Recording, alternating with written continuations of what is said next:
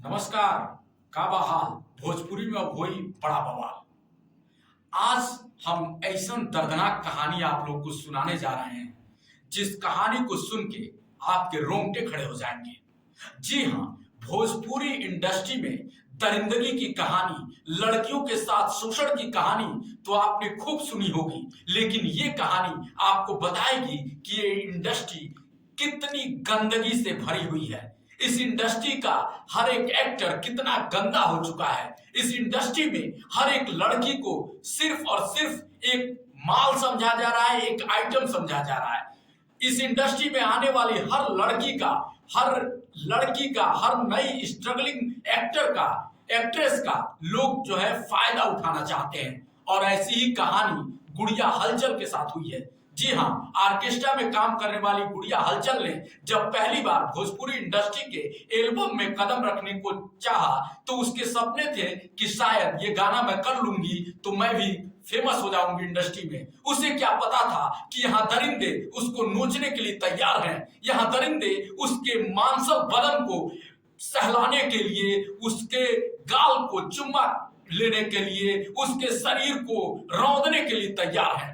लेकिन हलचल ने एक एक करके ऐसा कच्चा चिट्ठा खोला है कि भोजपुरी इंडस्ट्री वाले इस वीडियो को देखने के बाद दंग रह जाएंगे। और आप लोगों से निवेदन है, पूरा वीडियो देखिएगा और कमेंट करके जरूर बताइएगा कि ऐसे एक्टर और प्रोड्यूसरों के साथ क्या किया जाए।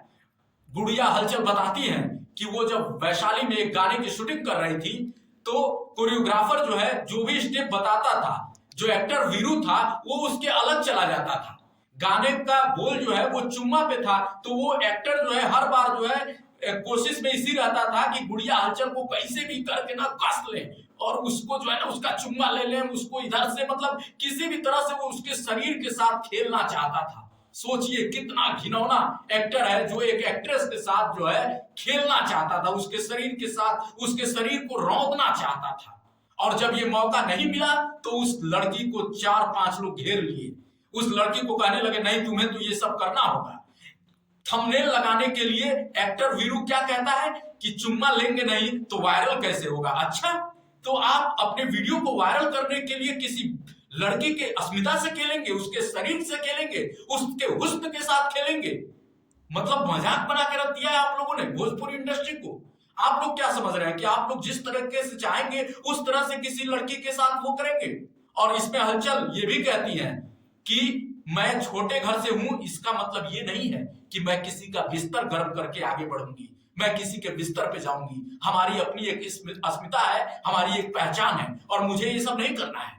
भोजपुरी अश्लीलता के खिलाफ मैं हमेशा बोलती रही हूं और मैं बोलती रहूंगी। उन्होंने साफ मना कर दिया कि मैं ऐसा नहीं करूंगी, क्योंकि कोरियोग्राफर ने कहा था कि अब कीचड़ में इनको लेटाइए और इनके गले पे यहाँ पे किस कीजिए। और यही मौका तो वो एक्टर तलाश रहा था, उसको यही मौका चाहिए था। तुरंत खड़ी हो गई हलचल, कहा नहीं पैकअप कर दीजिए, हमें नहीं करना है ये काम। और लड़कियां जब बोल्ड होंगी ना, जब बोलना शुरू कर देंगी तो ये जो भोजपुरी के गंदी मानसिकता वाले लोग हैं ना, कि 1 मिनट में खिसक जाएंगे। और ऐसे लोगों को जो जवाब गुड़िया हलचल ने दिया है वही जवाब देना चाहिए था। गुड़िया हलचल ने कहा सुनिए, मैं यहाँ आई हूं काम करने के लिए, ऑर्केस्ट्रा मेरे लिए कहीं ज्यादा अच्छा था, क्योंकि वहां लोग पैसा देने आते हैं तो सिर्फ हाथ छूते हैं, यहाँ तो आप जैसे दरिंदे मेरा पूरा बदन छूना चाहते हैं। ये बात कितनी कड़वी है। सोचिए, ऑर्केस्ट्रा की ये डांसर जो भोजपुरी इंडस्ट्री में एक्ट्रेस बनने का सपना लेकर आती है, उसके सपने के साथ ये दरिंदे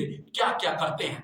ये आरोप है और उन्होंने बिल्कुल वीडियो लाइव आकर इंटरव्यू दिए हैं और अपनी बातें रखी हैं। लेकिन ये बातें भोजपुरी के अंदर की गंदी मानसिकता को बताता है। और भोजपुरी के जो बड़े स्टार्स हैं उनको इसमें दखल देना होगा, उनको आना होगा गुड़िया हलचल के साथ, क्योंकि अगर नहीं आएंगे तो इस तरह की जो भी नई लड़कियां आएंगी उनके अस्मत से ऐसे ही खेला जाएगा और उनको इसी तरह से बेइज्जत किया जाएगा। गुड़िया हलचल ने जो लड़ाई लड़ी है उसमें आप लोगों के भी समर्थन की जरूरत है। मैं चाहता हूं कि आप लोग भी आइए और गुड़िया हलचल को सपोर्ट कीजिए।